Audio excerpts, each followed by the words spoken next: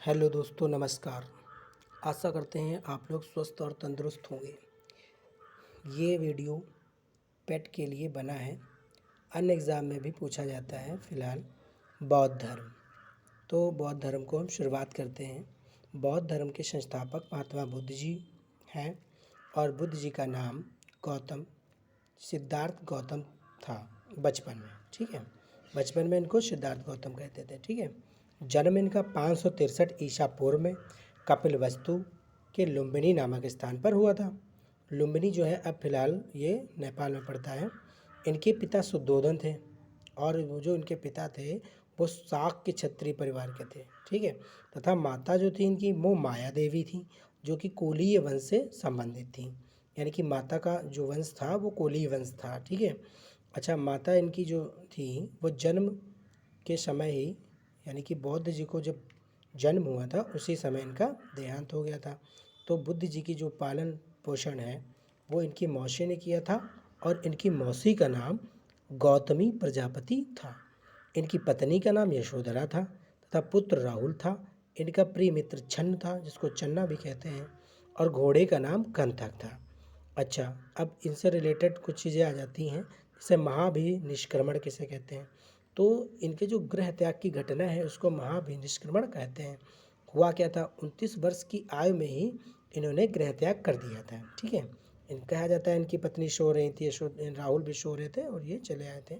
खैर, जो भी रहा हो, बिहार में जो बोध गया है वहाँ पर 35 वर्ष की आयु में बुद्ध जी को गुरुवेला नामक स्थान पर और निरंजना नदी के तट पर, ये नदी का नाम भी पूछ लिया जाता है, तो निरंजना नदी के तट पर पीपल वृक्ष के नीचे वैशाख पूर्णिमा की रात्रि को ज्ञान प्राप्त हुआ था।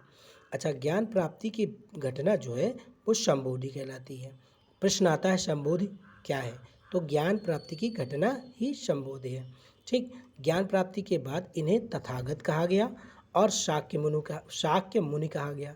शाक्य क्षत्रिय परिवार के थे, इसलिए इनको शाक्य मुनि भी कहा गया या बुद्ध कहा जाने लगा। पहले इनका नाम सिद्धार्थ था, फिर इनका नाम बुद्ध तभी से पड़ गया। बौद्ध धर्म के उपदेश मोस्टली क्या है, पाली भाषा में लिखे गए। उसमें पाली भाषा चल रही थी। ठीक है, तो ये पाली भाषा में लिखे गए। महात्मा बुद्ध के जीवन को प्रभावित करने वाले 4 दृश्य कौन कौन से थे? बूढ़ा व्यक्ति, बीमार व्यक्ति और अर्थी और सन्यासी। ठीक है, अच्छा, जब इनको ज्ञान प्राप्त हो गया था तो सबसे पहले उपदेश उन्होंने सारनाथ में दिया था और 5 ब्राह्मणों को दिया था। ठीक है, उसमें बप्पा भी थे, उसमें मतलब 5 ब्राह्मणों के नाम थे। ठीक है, उसमें बप्पा करके थे। खैर वो ज़्यादा इम्पोर्टेंट नहीं है। बुद्ध के प्रथम गुरु जो थे ये ज़्यादा इम्पोर्टेंट है कि गुरु का नाम पूछ देता है। ये कौन थे? अलार कलाम थे।